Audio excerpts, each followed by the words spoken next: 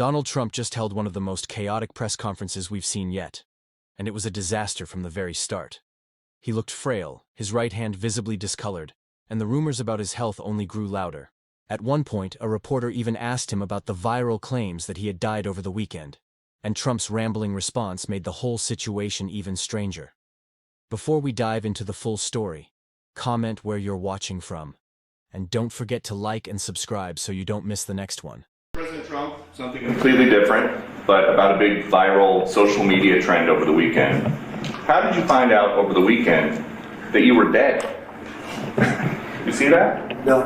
People didn't see you for a couple days. 1.3 million user engagements as of Saturday morning about your demise.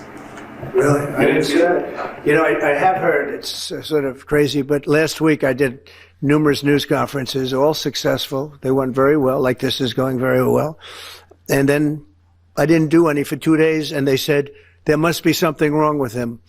Biden wouldn't do him for months. You wouldn't see him. And nobody ever said there was ever anything wrong with him, and we know he wasn't in the greatest of shape. No, I heard that. Then came the viral video. Someone seen at the White House tossing bags out of an upstairs window.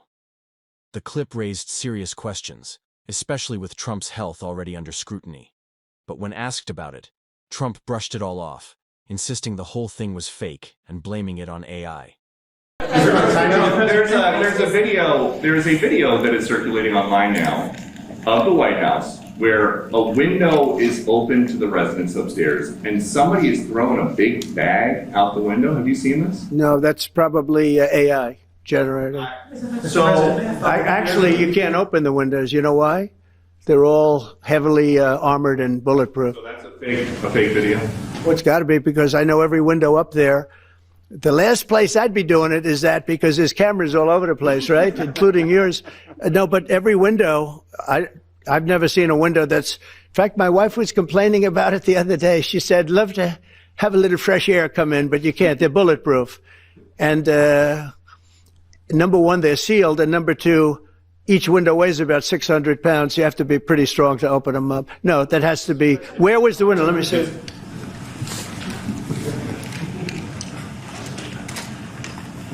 Maybe from the renovations.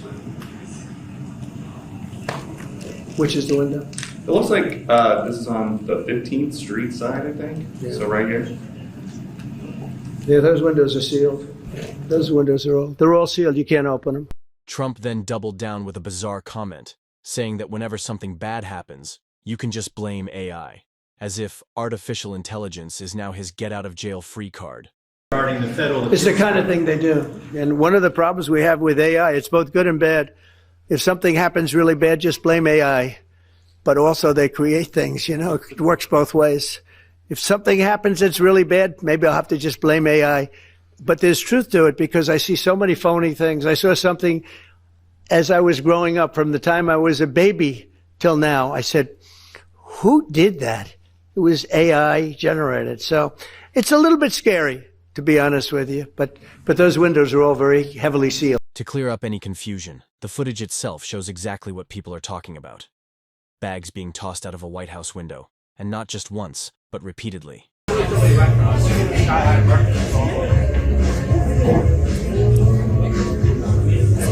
Got another one? Let me see. Yeah, let's say in that little outhouse on the end. Oh, somebody there, right? Right now, right? Oh, there you go. You got it. The White House later claimed the bags being tossed out the window were just part of routine maintenance, supposedly while Trump was away. But let's be honest. It didn't look routine at all, and it's doubtful he was even gone. From there, Trump was pressed on Russia jamming the GPS of a plane carrying EU Commission President Ursula von der Leyen, a move widely seen as an assassination attempt. Instead of condemning it, Trump shrugged it off and bizarrely suggested it might be a good thing if someone can't use their phone. That's parroting Russian propaganda at its worst. You say, you talked about controlling the sky. On Sunday, the satellite signal of Ursula von der Leyen's plane was lit. With Ursula? Well, she had an interesting event. She's a tremendous woman. And so what are you asking me about her? NATO is concerned about it, I think, too, about this. True, NATO is concerned about it. Well, nobody knows where it came from, but they did take away her ability to use a phone. You know? Sometimes that's a good thing. Sometimes that could happen to me. I'd be very happy. Trump was then asked about China hosting a massive military parade, one attended by Putin, Kim Jong-un, and other world leaders, all signaling unity under Xi Jinping. It was clearly a show of strength meant to sideline the U.S. But instead of showing concern, Trump brushed it off, claiming China needs us more than we need them. A weak, dismissive answer at a moment that demanded strength. It's going to be crime-free, and it's going to be spick and span. It's going to be, you'll be proud of Washington again. Go ahead, please. Sir, China's having a massive military parade that President Putin and Kim Jong-un will be attending. Do you interpret that as a challenge to this? And are you concerned at all about those countries trying to be some sort of counterweight? Not at all. China needs us, and I have a very good relationship with President Xi, as you know, but China needs us much more than we need them. No, I don't see that at all, no. Maybe one more. And I had actually a very good meeting with President Putin a couple of weeks ago. We'll see if anything comes out of it. If it doesn't, we'll take a different stand. And once again, Trump's weakness was on full display. He was pressed about a federal court ruling that declared his use of the military in California unlawful under the Posse Comitatus Act. The judge allowed a temporary stay, but the decision was clear. Trump's actions crossed the line. Instead of addressing the substance, Trump snapped at the reporter, demanding to know why they didn't ask the real question. It was a deflection, a dodge, the classic move of a man who can't defend his own record.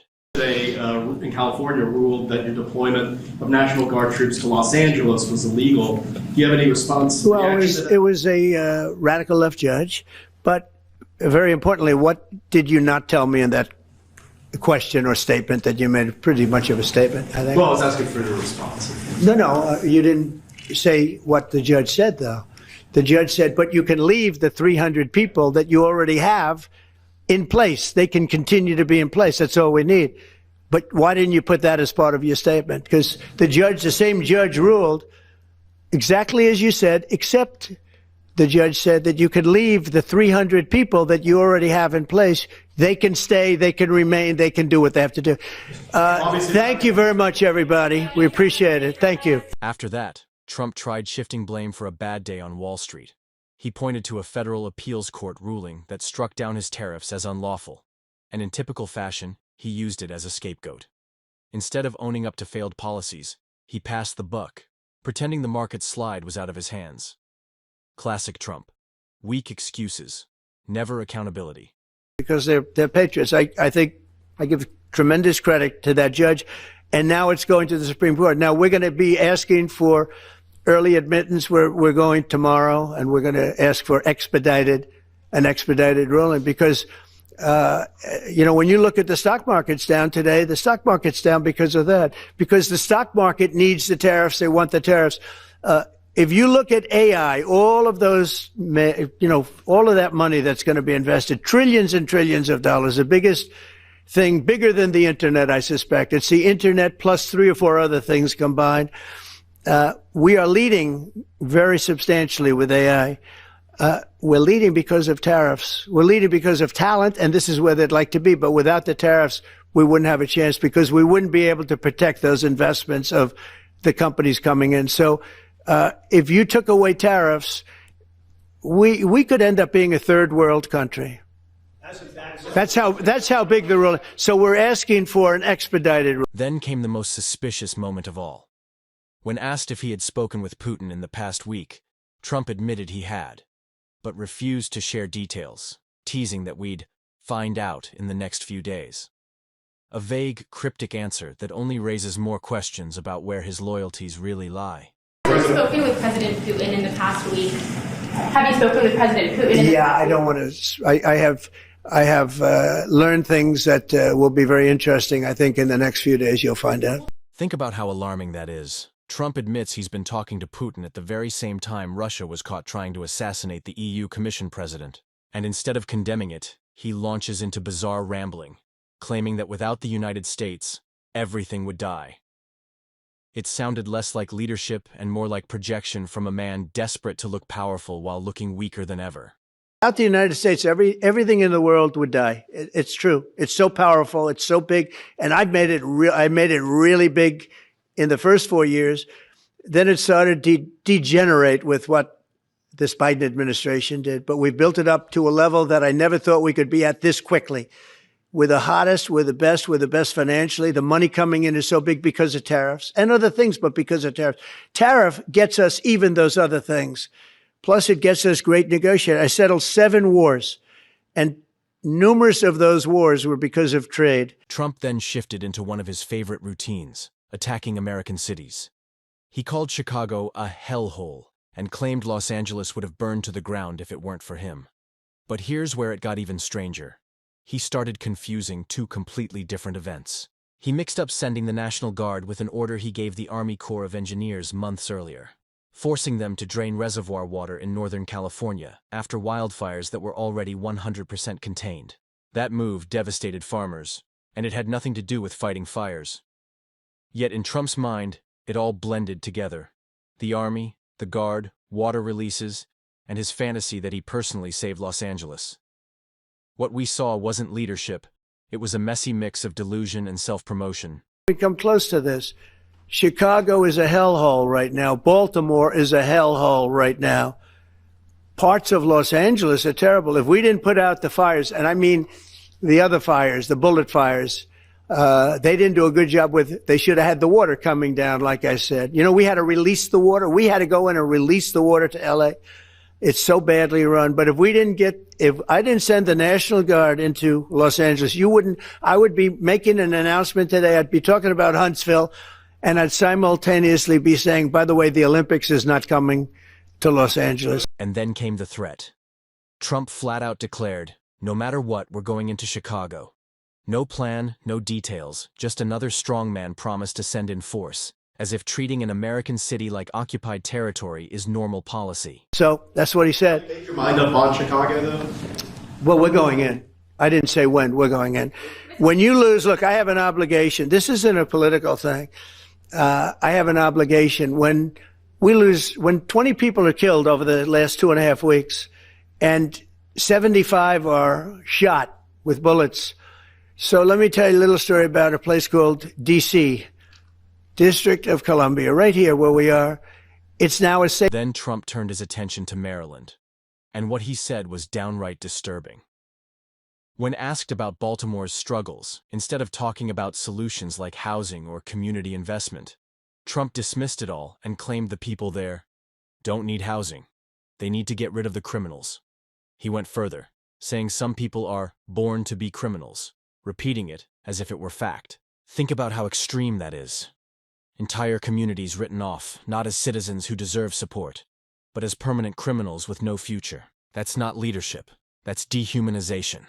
And it shows exactly why Trump's rhetoric is so dangerous. We need help. It's out of control. And everyone knows it is. He's not kidding anyone. I would love to have, I would say, Governor Moore call, because I watched him over the weekend trying to explain that Baltimore, what they need is housing. No, they don't need housing. They need to get rid of the criminals. These are hardcore criminals. You know, we took many people off the streets of Washington, D.C. They're hardcore. They're not going to be good. In 10 years, in 20 years, in 2 years, they're going to be criminals. They were born to be criminals, frankly. They were born to be criminals, and they're tough. And then we finally got to the supposed point of this press conference, Space Command. Trump announced he's moving it out of Colorado and relocating it to Alabama, a decision that looks more political than practical, especially given the massive costs and jobs at stake. We'll be there for hopefully hundreds of years. That's where it's going to be. I will say I want to thank Colorado. The problem I have with Colorado, one of the big problems, they do mail-in voting. They went to all mail-in voting. So they have automatically crooked elections. And we can't have that. When a state is for mail-in voting, that means they want dishonest elections, because that's what that means. So that played a big factor also. Even Republicans in Colorado blasted Trump's decision to yank Space Command out of their state. They warned it would waste billions in taxpayer money, destroy jobs, and gut facilities that were already built. In other words, the very definition of waste, fraud, and abuse. And what was Trump's justification? Mail-in ballots. Yes, he's punishing an entire state because they vote by mail. That's not leadership. That's spite. And it's exactly why the deficit ballooned under Trump faster than it did under Biden. reckless decisions fueled by personal grudges. To top it off, when Trump phoned into a podcast earlier in the day, his voice sounded rough, weak, almost sickly, only adding to the image of a man unraveling in real time. Very disappointed in him. He and I always had a great relationship. Very disappointed. Thousands of people are dying. They're not Americans that are dying, but they're Russians and they're Ukrainians, and there's thousands, and it's a war that makes no sense. And it would have never started if I were president, and that's what bothers me even more, because the election was totally rigged, and it's a shame. We'll see what happens, but I'm very disappointed in President Putin. I can say that, and we'll be doing something to help people live. You know, it's not a question of Ukraine. It's help people live. 7,000 people are dying every single week, soldiers mostly, but 7,000 people. And if I can help to stop that, I think I have an obligation to do it. And there you have it, folks. Another chaotic press conference that spoke louder about Trump's weakness than any headline ever could. I want to know what you think. Drop your thoughts in the comments below. Stay sharp, stay informed. Thanks for tuning in.